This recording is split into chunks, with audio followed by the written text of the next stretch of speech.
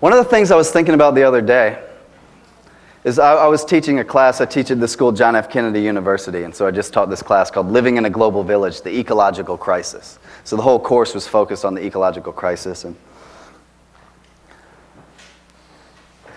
And the quarter before, I taught a class called Cosmology, the Story of the Universe. And so some of the students that were in the cosmology class were also in the ecological crisis class. So I think when the class started, I didn't want to repeat all of the stuff that I had done for those couple of students that were in the cosmology course. So I didn't really go into a lot of the cosmology as much as I might have if nobody that had been in the cosmology class had been in this ecological crisis class. And so we got a few weeks away from the end of the quarter, and I began to get a little nervous, and I thought to myself, I'm not sure. We had a great class experience, but I thought, I'm not sure if I've really helped them feel what the earth means, what the earth community is, how profound and how unique, how unfathomably precious it is. And so I went in and I tried to kind of make my best pitch, and one of the things that I was thinking about as I was getting ready for this was the unfolding of life on earth over these last 4.5 billion years is, without question, the greatest story in the known universe. I mean, there's some miraculous things that we know about supernovas and gamma rays and black holes and possibly white holes, and our solar system is remarkable. We've got sulfuric storms on Venus and lakes of methane on moons of Saturn and Jupiter, and I mean it's stunning. But there is nothing even close to the community of life and species that we have on planet Earth. It's infinitely more interesting. I mean, show me a planet that we know of.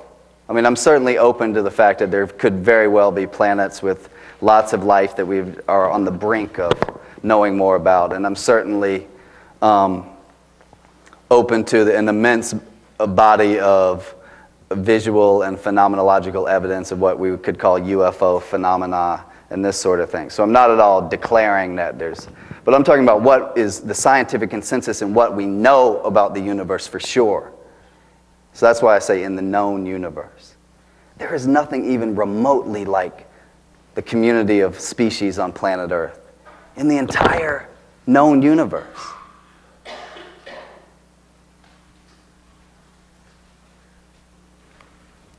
And if we're not willing to fight for that,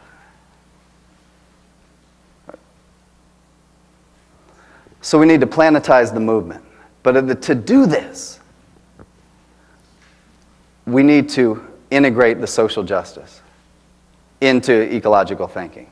And even saying it that way is not really what I meant. It's not like integrating social justice into a pre-existing, ecological context. But as Paul Hawken said, there are ecological thinkers who said the planet's on fire. We need social justice movement folks to get on the ecology bus. He says, no. If we're really going to move forward together, the environmental movement has got to get on the social justice bus. I think that's a very dramatic statement. We need to think about what that means. We need to think about this image of the planet Earth. Hold it in your mind, this Earth floating in space. This image, this mandala that just became available to the masses of humanity right around this period of 1968, 1969.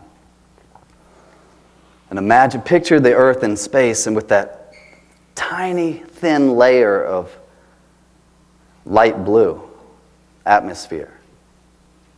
Does anybody know the work of Wilhelm Reich, the kind of renegade psychologist? He talked about orgone energy, that anything that's alive emits this field of light blue energy.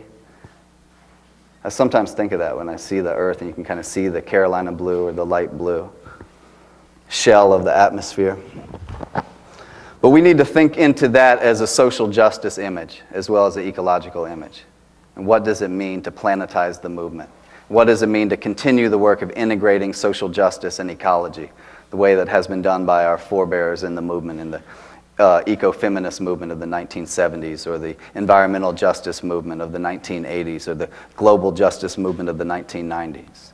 What is our role to continuing this deepening of our social justice analysis and our sense of the ecological crisis and the work that needs to go into?